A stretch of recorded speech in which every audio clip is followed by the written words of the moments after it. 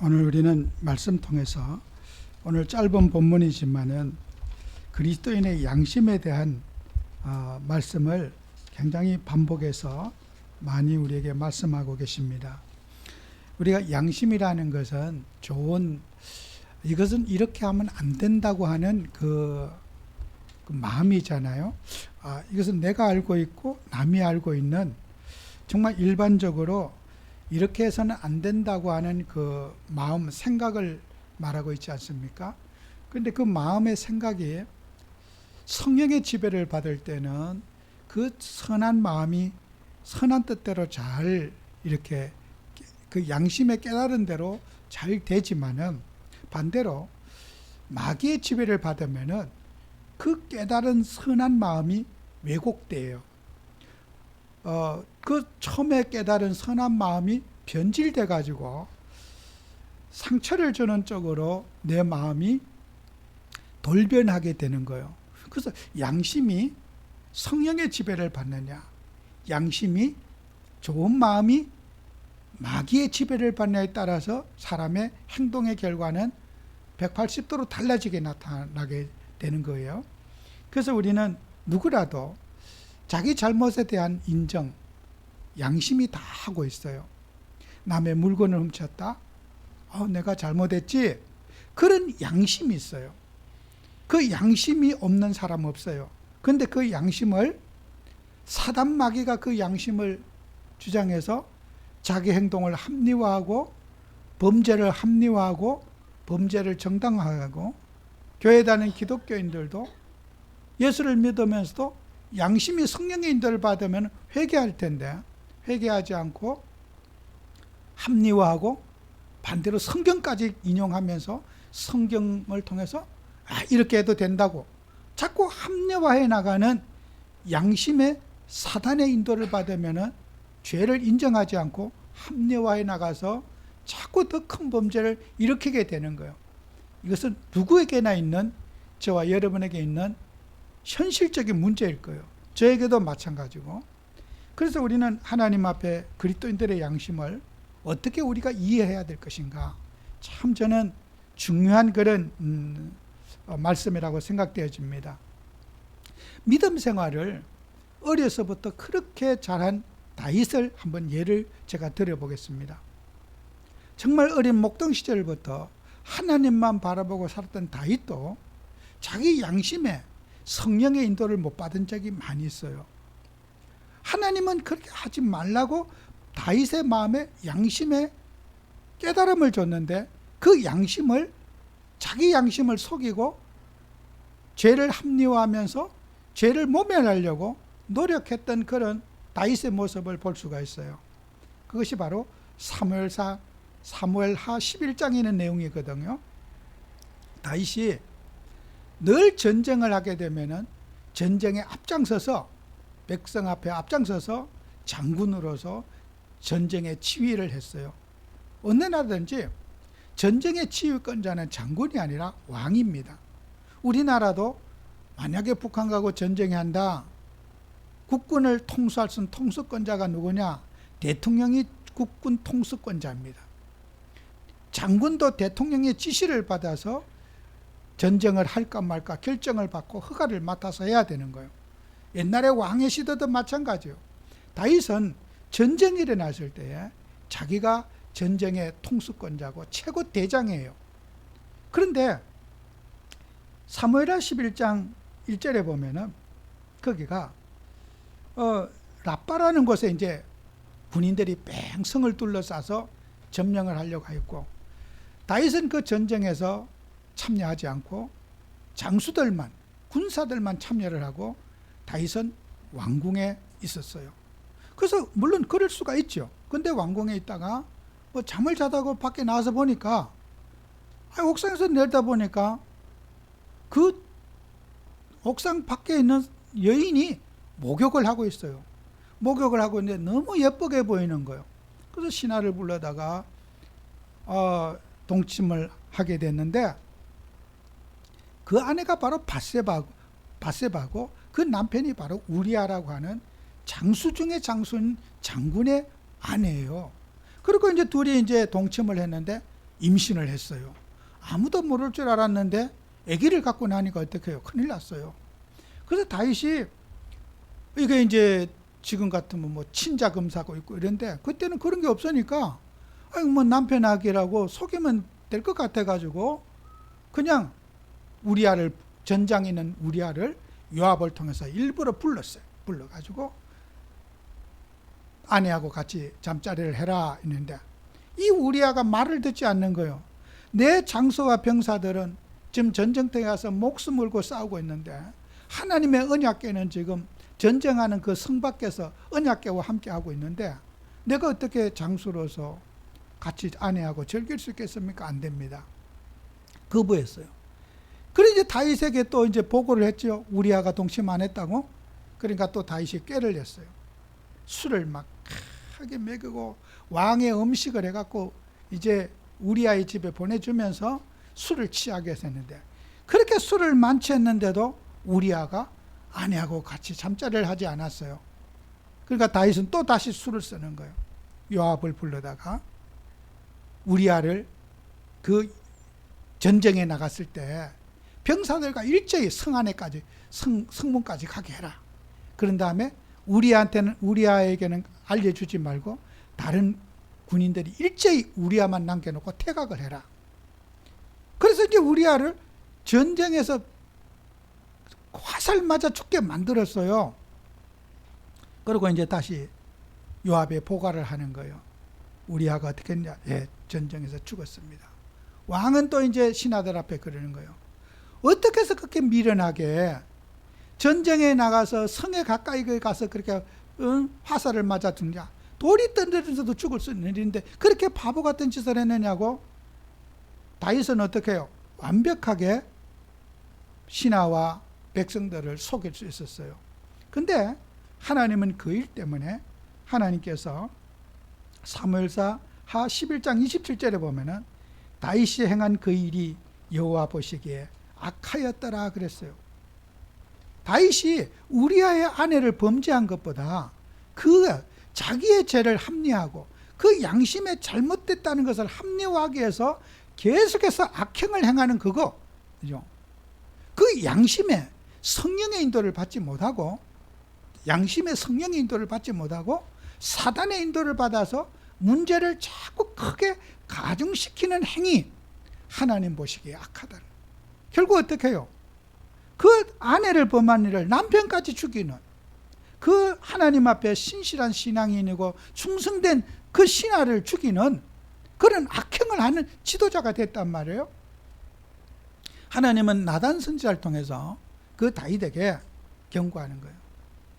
왕이 이렇게 악한 일을 했다고요. 이제 나단이 지적을 하니까 나단 선지자를 통해서 하나님 말씀을 주시는데 사무엘하 12장 10절에 보면은 칼이 내 집에서 영원토록 떠나지 아니하리라 그랬어요. 다윗은 그 일로 인해서 죽을 때까지 인생의 마지막 왕이 되기 전에 그렇게 행복했던 하나님과 함께했던 생활을 다 그냥 숲으로 돌아가고 마지막 노년의 다윗의 인생은 정말 개도 당하지 않는 어려움과 고통 속에 살다가 죽었어요. 다윗의 인생이. 여러분과 제가 양심의 성령의 지배를 받는다는 것이 그렇게 중요한 겁니다. 그죠? 우리가 예수 믿는 하나님의 자녀가 그렇다고 다윗이 지옥 갔겠습니까? 저는 천국 갔을 것으로 100% 믿습니다. 복음 가진 하나님의 자녀가 양심의 성령의 지배를 받기 위해서 늘 영적인 긴장을 놓쳐서 안 된다는 거예요. 그래서 그 하나님 말씀대로 다윗은 죽는 날까지 고통받는 왕으로서 죽었어요. 아들 압살롬이 반역을 하지요. 암몬과 다말 사건을 통해서 압살롬이 또 암몬을 죽이고요. 세바가 반역을 일으키고요. 이게 하루도 바람잘 일 없이 왕궁의 피비렛네가 죽고 죽이는 피비렛네가 이 12장 10절의 예언대로 사는 날까지 다윗의 인생은 철저하게 정말 망가진 인생으로 살다가 죽었어요. 오늘 우리가 하나님 믿는 저와 여러분에게 우리가 죄를 지은 것이 문제가 아니고 그 죄를 자꾸만 합리화하면서 범죄를 자꾸 더 생산하는 것, 그게 양심에 이 성령의 인도를 못 받고 마귀의 인도를 자꾸 받는 거예요. 회개는커녕 죄를 가중시키는 행위. 우리는 복음 가진 하나님의 자녀가 절대로 놓쳐서는 안 될 거. 첫 믿음과 첫사랑을 놓치지 말자. 항상 우리가 예수로 충만해지고 시간이 지날수록 그리스도로 충만함 받아야지. 지금 이 다윗의 범죄에는 저는 설교를 하면서도 부담스럽더라고. 준비하면서. 여기에 예외가 아닌 사람이 누가 있겠는가? 저를 포함해서. 내 양심이 과연 정말 내 삶 속에서 성령 인도를 그렇게 받고 있는가? 여기에 장담할 수 있는 사람은 지구에 한 명도 없어요. 저 자신을 포함해서 내가 양심이 항상 내가 성령의 인도를 받는 일에 내가 자신 장담할 수 있느냐는 거예요. 저도 성령 인도를 못 받고 저와 여러분도 이 말씀에는 예외가 될 수 없을 거예요. 그래서 우리는 천국 가는 그날까지 영적인 긴장을 늘 유지하며 싸우고 이 세상의 쾌락 문화와 싸워서 우리 자신을 지켜내는 것이 저는 세계복음화의 발판이라고 저는 생각되어집니다. 그래서 아브라함의 그 믿음 좀 아브라함의 집에도 마찬가지예요. 창세기 19장 1절에서 11절에 보면요. 롯이라고 하는 그 조카 롯이지만 아브라함의 아들이 아닙니까? 그 아들이 소돔성을 선택해 살았어요. 그때 아브라함의 기도를 통해서 그 멸망받는 소돔성에 하나님이 주의 사자를 보내서 사람의 형상을 입은 사람의 모습을 가지고 주의 천사가 소돔성에 방문했어요. 롯을 구원하려고. 그래서 롯이 무교병을 구워가지고 떡을 구우면서 극진히 대접하고 집에 이제 잠잘 주무시고 가시라고 롯이 환대를 했는데 그 시간에 소돔성에 있는 남녀 노소를 젊은이 나이 든 사람 할 것 없이 롯의 집에 들어온 두 천사를 욕보이겠다고 성적인 강간을 하겠다고 우리를 내달라고 부탁한 거예요. 그랬더니 롯이 뭐라 그랬어요? 우리 집에 온 이런 손님을 욕되게 하지 말아라. 그랬더니 그 소돔성의 사람들이 우리의 법관이 되려 하는도다 하고 대들어요. 네가 뭐가 잘났냐니까요. 무슨 따져 편한 대로 살면 되지 왜 율법적으로 네가 나오느냐는 거예요. 우리가 인생에 살아가는데 재밌게 살면 되지 네가 뭔데 내 인생에 관여하느냐고 소돔성 사람들이 우리의 법관, 내가 너를 법관으로 삼은 적이 없다는 거예요. 이렇게 막무가내로 율법을 무시하는 소돔성의 사람들이에요. 그래서 롯의 그들이 너무 완악하고 문이 다 부실 정도로 달라드니까 어떻게 해요? 롯이 또 부탁하는 거예요. 내 시집까지 아니한 두 딸을 줄 테니까 우리 두 딸 가지고 놀아라. 우리 집에 온 손님만큼은 거절하지 말아라. 여러분 보세요. 롯의 생각이 이런 쾌락 문화, 타락 문화에 또 찐개찐인 거예요. 그죠? 그러면 딸은 그렇게 손님에게 창녀로 주는 것이 옳은 겁니까? 틀리거든요.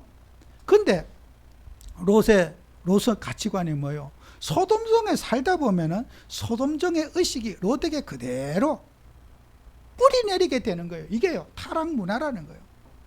여러분, 우리가 이 땅에 살아가면서 이 타락과 세속 문화에 나도 모르게 물들여져 있고 전염되어 있다는 거예요.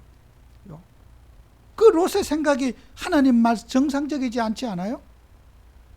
그리고 약혼한 두 딸이 약혼했는데 약혼한 남자들 사위 둘이는 예비 사위 둘이는 소돔성이 멸망할 것으로 예언하고 우리 탈출하자 하니까 뭐라 그래요? 농담으로 여겼더라. 안 한다고요. 웃기는 소리 하지 말아라. 그게 물에 다 불구덩이에 다 죽었잖아요. 롯의 아내도 거기 가서 시집 갔는데 소돔성 여자를 시집 갔는데 세상이 아까운 거 놔두고 우리가 어떻게 가느냐. 그 불 떨어진 유황불에서 롯의 아내도 소금 기둥이 되어 죽었어요. 롯과 그의 두 딸 외에는 거기에서 구원받은 자가 없어요. 이게 타락의 문화가 그렇게 무섭다는 거예요. 우리가 이 땅에 사는 동안에 이런 세상의 쾌락의 문화, 타락의 문화가 우리들 모르게 의식 속에 뿌리 내리고 여러분의 잠재식 무의식 속에 이런 의식들이 우리 속에 들어온다는 거예요. 그래서 우리는 이거가 싸우지 않으면 어떻게 돼요? 여러분과 저도 모르게 그 속에 우리가 살게 되는 거예요. 그래서 우리 하나님 자녀들은 옛 습관과 옛 기절을 빨리 우리는 버려야 돼요. 에베소서 4장 23절 24절에 우리는 심령을 새롭게 해서 옛 습관을 벗어버리고 새 사람을 입으라고 그랬어요. 새 사람이 뭡니까? 예수로 옷 입고 성령의 충만함을 받아서 우리는 이 흑암 문화와 싸워야 돼요. 안 싸우면 나도 모르게 병들게 되고, 또 여러분은 아무리 싸워도요, 죄송하고 좀 안타까운 얘기지만 저와 여러분이 이 죄악의 성품이 변화가 되겠습니까? 저 변화 안 된다고 봐요. 나빠질 확률이 더 많지 아무리 노력해도 좋아질 일이 없어요. 나는 예수 믿고 좋아졌어. 가만히 뒤다 보면은 좋아진 게 하나도 없어요. 나빠질 확률이 훨씬 더 나빠요. 조건이 나이가 들어가고 인지 능력이 떨어지잖아요. 노인성 질환이 생기고 기억력도 상실되고 자기 통제력을 잃게 돼요. 좋아질 일보다는 나빠질 확률이 훨씬 더 높아요. 하나는 예수를 50년 믿었는데 좋아졌겠지? 불신자하고 나하고 많이 차별화가 됐겠지? 차별화가 따지고 놓고 보면은 별로 없을 거예요. 불신자가 가진 의식과 성도가 가진 의식과의 차별화가 있겠느냐? 있다고 생각합니까? 착각입니다. 우리는 싸울 때만 의미가 있지 싸우지 않으면은 불신자하고 우리하고 양심이 구별이 없다. 제가 이 말을 여러분이 인정하기가 쉽지 않을 거예요.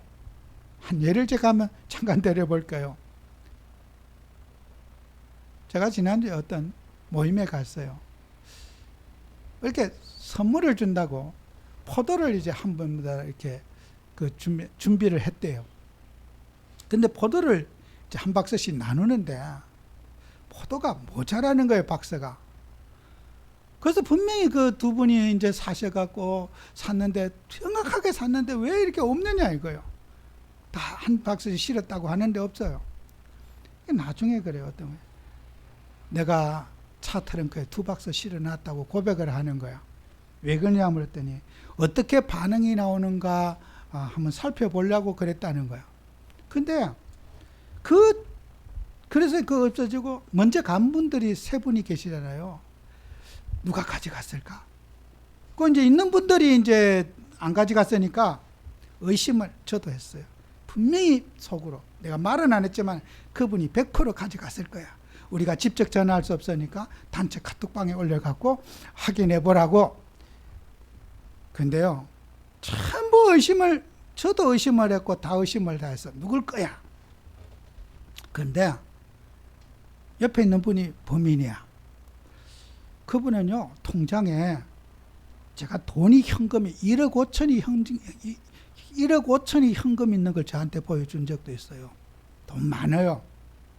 근데 사람에게는 탐심이 있잖아요. 1억 5천이나 현금에 통장이 있는데도 그 포도 한 박스를 내가 더 갖고 싶은 거야. 그게 노인성 질환인 거예요, 그게요. 나이가 들면요, 수십 년을 신앙생활해도 나빠지기가 더 쉽지 좋아지지 않아요. 야, 예수를 그렇게 오래 믿었는데 그런 걸 못 이기느냐? 그게 노인성 질환이 그런 거예요. 그걸 누가 알겠습니까? 그게 상식에 맞지 않지 않아요? 제가 교회 와서 회개했어요. 나는 확인도 안 하고 의심한 그 죄. 사람이 그까짓 거 하나 때문에 의심을 하고 그렇게 했던 거. 진짜 내가 참 이상한 놈이구나. 제가 굉장히 주님 앞에 회개했어요. 여러분이 살아가면서요, 우리의 양심이 내가 몇십 년 예수 믿었기 때문에 내 양심이 성령 인도를 받고 있다? 천만의 말씀. 오늘에 승리하지 않으면 여러분은 지는 거예요. 과거도 필요 없어요. 미래도 필요 없고, 내가 오늘 이 시간에 내가 진정으로 성령의 인도를 받고 있는 내 양심이에요. 욕심에 탐심 가지고 좀 더 갖고 싶어. 야, 이거 내가 하나 더 가져도 남들에게. 여러분 사람들에게 있는, 제가 이게 현실적인 얘기라니까요. 이게 먼 나라 얘기가 아니에요 지금. 여러분 내 양심이 주님의 인도를 받고 있습니까? 하나님이 주신 그 마음을 왜곡되게 내가 이끌림을 받지 않느냐는 말이에요. 순간순간마다 여러분이 영적인 긴장을 놓치면은 나도 모르게 원치 않는 자리에 와 있어요. 그리고 남을 의심하고 그렇게 불화를 일으키고 서로에게 그런 사단의 잔치를 만드는 거예요. 그거 별거 아니잖아요. 별거 아닌데 마귀는 왜곡되게 인간의 양심을 유린하고 그렇게 사람을 바보 만드는 거예요. 마귀는. 그죠? 여러분 우리 그리스도인들이 양심의 성령의 인도를 받는다. 너무 중요한 언약이에요. 변화된 거 없어요. 저도 없고 여러분도 없어요. 우리가 오늘을 내가 마음과 생각에 성령의 인도를 받고 하나님이 주신 뜻대로 여러분과 제가 기도로 싸우지 않으면은 내가 몇십 년 예수 믿고 몇십 년 살아왔는데 불신자하고 나하고 다를 거라고 생각하죠? 죄송하지만은 우리 성도님들은 싸우지 않으면은 불신자보다 못하게 돼요. 적어도 불신자들은 그런 죄는 짓지 않아요. 왜요? 벌 받을까 봐. 우리는 복음이 있기 때문에 그게 뭐 죄냐? 아니면 말고. 오히려요 불신자보다 사회에 더 뉴스거리가 되는 사건들이 많이 생기는 거예요. 왜요? 불신자들은 율법이라도 신경 써요. 체면도 봐요. 내가 이러다가 좀 남들에게 이런 그런 거 있잖아요. 그리스도인들은요 그거 없어져요. 그러니까 우리의 죄성과 우리의 그런 탐욕과 싸우지 않으면 어떻게 해요? 불신자가 손가락질 하는데도 손가락질도 그거 우습게 여겨요. 아야, 그까짓 거 뭐 여기 뭐 어떠냐? 담대함이 나오는 거예요. 그걸 갖고 우리 예수님은 양심에 화인 받았다 그러는 거예요. 깨달음도 없고 감각도 없고 예수님이 유대인들을 보고 그렇게 말했어요. 양심에 화인 받은 놈들이구나. 화인이 뭐예요? 불로 찢어갖고 다 타가 세포가 다 타갖고 아픔도 없고 찔러도 느낌이 하나도 없다는 거예요. 우리 예수님이 화일진저 예수님이 말씀하셨잖아요. 찔러도 찔려 아픈 걸 몰라. 세포가 다 죽어갖고. 여러분과 저는 우리가 그리스도인들이 이런 우리 예수님이 지적하신 대로 우리가 매번마다 여러분의 영적 긴장을 가지고 영적 싸움을 해야 될 이유가 여기에 있는 거예요. 싸우지 않으면 우리는 불신자를 살리기는커녕 불신자에게 손가락질 받고 산다. 우리는 이 언약을 저와 여러분이 붙잡고 살아야 돼요. 저는 오늘 이 설교를 준비하면서 참으로 부담스러웠어요. 혹시 이게 너무 율법적이고 성도님들의 마음을 부담을 주지 않을까 하고 정말 조금 전까지 얼마나 기도가 되는지 여러분 우리가 부담을 가져야 될 일은 가져야 됩니다. 제가 완전해서 이러는 거 아닙니다. 저도 설교를 하지만은 싸워야 될 한 사람이 불과하지 목사인 제가 양심이 바릅니까? 절대로 바르지 않습니다. 정말 우리는 영적 싸움에서 여러분이 승리해야 돼요. 그래서 우리는 어떤 일이 있어도 어떻게 해요? 말씀에 순종하는 자의 복을 받아야 돼요. 내 인격이 아닌 다윗이 그랬잖아요. 내가 나를 추종하는 백성들 앞에 자기가 수모당하기 싫지 않아요. 그죠? 그러니까 어떻게 해요? 다윗은 하나님의 말씀 앞에서가 자기 인생을 놓친 거잖아요.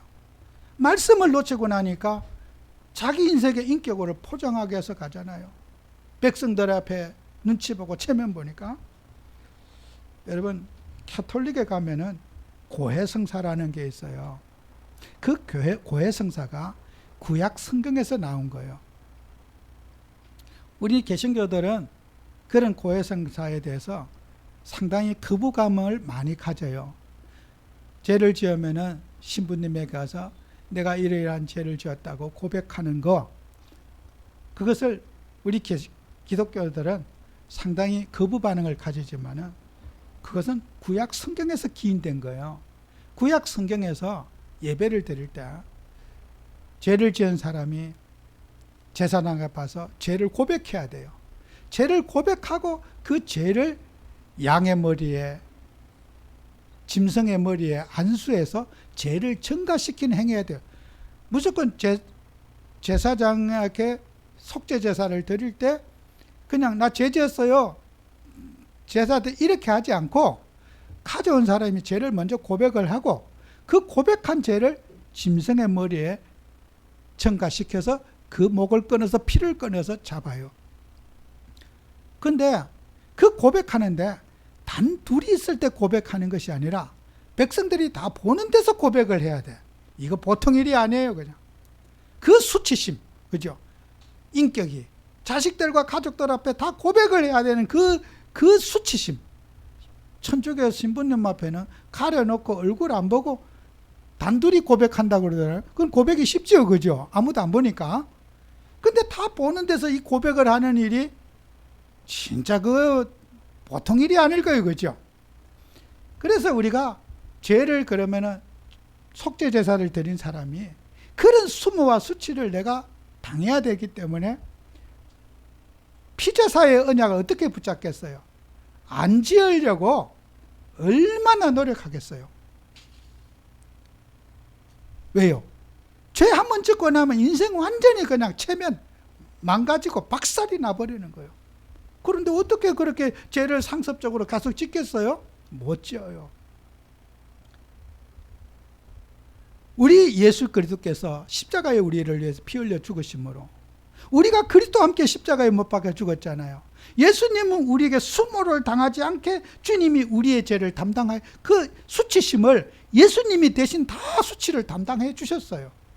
예수님이 구약 같으면은 온 백성 앞에 큰 소리를 지르고 그렇게 고백을 하고 뭐 짐승을 잡아야 되는데 우리 예수님은 묻지도 따지지도 않고 주님이 십자가에 죽으심으로 희생의 피를 흘리심으로 우리를 죄에서 자유함을 주셨어요. 우리 주님의 은혜가 얼마나 고맙고 감사합니까? 그죠? 우리 주님을 영화롭게 하는 삶을 살아야 되지 않겠습니까? 근데 우리 주님의 십자가의 은혜를 값없이 취급하고 우리의 감정, 우리의 양심을 하나님께 영광 선한 데 쓰지 않고 그러면 우리 그리스도, 우리 주님을 욕되게 하는 거예요. 그렇게 예수님 무시하려면 우리 구약적인 예배 드려야 돼요. 예수님 그렇게 물러보고 예수님 그렇게 우습게 여기고 십자가의 공로를 값없이 우리가 생각한다면 우리 구약적 예배 드려야 돼요. 그죠? 그래서 천주교 하는 거 우리 기독교인들이 욕할 수 있어요? 천주교인들을 기독교인들이 욕할 수 있어요? 천주교인들이 사회에서 손가락질 받고 뉴스 나오는 일이 기독교보다 10분의 1도 안 되죠. 그죠? 천주교인들의 부도덕한 일로 뉴스 나온 일이 여러분 들어본 적이 저는 별로 없어요. 기억나는 것도 없어요. 독실한 기독교인들 뉴스에 엄청 많이 나오거든요. 근데 그 천주교인들이 뉴스에 나온 사람 거의 찾아보기 어려워요. 우리가 십자가의 복음을 놓치고 그리스도의 피제사의 능력을 놓치면은 세상의 어떤 사람에게도 신뢰받지 못하는 우리가 사람이 되는 거예요. 우리가 예수님 때문에 우리가 자유함 받았고 예수 피로 우리가 새 사람이 되었고 예수 피 때문에 우리가 당당할 수 있고 예수님 때문에 우리가 이 자리에 있는 거예요. 뻔뻔하게 살 수 있는 것은 우리 주님 때문이에요. 그런데 우리가 주님의 가치를, 그리스도의 가치를, 우리 예수님의 가치를 놓치면 어떻게 되겠어요? 세상에 그 누구도 우리 안 쳐다봐요. 우리는 손가락질 대상이 되고 조롱거리가 되는 거예요. 우리 교회는 어떻게 해요? 자나깨나 우리 주 예수님, 그 예수님의 말씀 속에 우리가 세워져야 돼요. 모세가 그런 가정을 살았잖아요. 루디아가 그렇게 살았잖아요. 모세는 그 집안의 신앙이 탈해서 정말 그 히브리인의 왕궁의 아들을 양자로 입적시켜가지고 애굽의 왕자가 되었어요. 왕자는 시간이 지나면 애굽의 파라오, 바로가 되는 거예요. 왕이 되는 거예요. 그런데 그걸 거부하고 그리스도인과 고난받고 수욕, 모욕받는 것을 좋아해서 선택해서 왕궁을 나와서 믿음을 선택해서 갔잖아요. 히브리서 11장 23절, 26절에 기록되잖아요. 그죠? 세상에 주는 그런 낙을 바라보지 않고 그리스도께서 우리를 수모당한 그것을 선택해서 모세가 갔다고 했지, 고난을 받았다고 그랬지 않았습니까? 여러분과 제가 정말 우리가 성령인도 받으면서 우리는 세상의 모든 부귀영화, 손익계산, 이익을 떠나서 여러분과 제가 그리스도 앞에 세워져야 돼요. 그죠? 사도행전 16장 14절 15절에 루디아가 또 그랬잖아요. 그만 중요한 말씀했어요. 주께서 루디아의 마음을 여사 그랬어요. 루디아의 마음에 선한 마음에 양심의 성령의 인도를 받게 해주신 거예요. 그래서 하나님이 루디아의 마음을 열어가지고 복음의 가치를 알고 예배의 가치를 보게 하고 전도자의 가치를 보고 우리 집에 교회에 있으면 좋고 예배하는 장소에 있으면 좋겠다고 일반적인 사람들이 생각할 수 없는 하나님이 루디아의 마음에 그 양심에 성령의 인도를 받게 했어요. 그죠? 그래서 빌립보 살리는 시대적인 축복의 집이 되었고 로마 살리는 문이 된 거 아니에요? 한 사람이 그 양심에 성령의 인도를 받을 때, 양심에 하나님의 인도를 받을 때 어떻게 해요? 하나님의 축복을 누리는 그런 시대적인 인물이 됐지 않았습니까? 저와 여러분의 양심이 사람 살리는 축복의 문이 되시기 바라요. 정말 우리는 하나님 자녀가 영답 갖고 여러분과 저는 마지막으로 하나님 앞에 결단력 있는 신앙이 돼야 돼요. 아닌 것에 대해서는 여러분과 저는 결단할 수 있는 믿음이 돼요. 오늘 우상의 음식에 대해서 말하고 있잖아요. 우상에 먹고 마시는 그게 뭐 이렇게 중요하냐? 하나님의 영광을 위해서 하라. 시험 들게 하거나 남에게 상처 주거나 우리의 양심에 남을 해치면서까지 어떤 일을 할 필요가 있겠느냐? 사람을 살리고 사람을 세우는데 우리의 양심이 쓰임받아야 되지 않는 게 우리 오늘 본문의 내용입니다. 여러분, 그 하나님이 주신 양심을 정말 모델적으로 잘 지킨 인물이 있다면 저는 구약의 다니엘이라고 생각합니다. 다니엘서 1장 8절 9절에 보면은 다니엘이 하나님의 뜻을 정하여 그랬어요. 결단한 거 어린 다니엘이 하나님 앞에 내가 왕의 음식과 그 마시는 포도주로 자기를 더럽히지 아니하리라 했어요. 바벨론은 하나님 믿지 않는 나라예요. 왕의 음식을 만들고 나면 어떻게 해요? 제사를 드리고 점술가들이 와서 고사를 지내고 하는 거예요. 귀신에게 먼저 바치고 그리고 그게 바벨론에게 신에게 바치고 그 음식을 다니엘에게 먹이는 거예요. 내가 저 우상의 제물 안 먹겠다. 하나님이 환관장, 이 결단할 때 환관장에게 은혜를 입혔더라 그랬어요. 내가 이 음식 안 먹고 왕이 주는 음식 안 먹고 얼굴이 비실거리고 막 어떻게 마르고 몸이 약하고 이러면 문제가 되잖아요. 그런 우상의 제물을 먹지 않았는데도 불구하고 다니엘은 누구보다 건강하고 피부색도 좋고 얼굴도 환하고 다니엘의 그 결단을 통해서요. 다니엘 어떻게 해요? 단순히 왕이 주는 음식 맛이 없어서 안 먹은 게 아니잖아요. 우상의 제물이기 때문에 나는 우상의 제물 이 나라에서 굶어 죽어도 저 바벨론에 믿는 귀신 섬기는 저 우상의 제물 내가 먹지 않겠다는 다니엘의 결단입니다. 그죠? 그거 먹고 안 먹고 뭐 중요하냐? 내 저 하나님 믿지 않는 사람들이 밥상에 절한 저 음식 우상 숭배한 저 음식 내가 꼭 먹어야 되겠느냐? 나는 일찍 죽더라도 하나님의 뜻 앞에 내가 저들 우상 앞에 내가 굴복하지 않겠다는 다니엘의 결단. 정말 어릴 때부터 다니엘은요 영적인 결단의 사람이었어요. 그리고 우리가 영적인 경건을 마음속에 잘 가지고 우리가 실천해야 돼요. 그죠?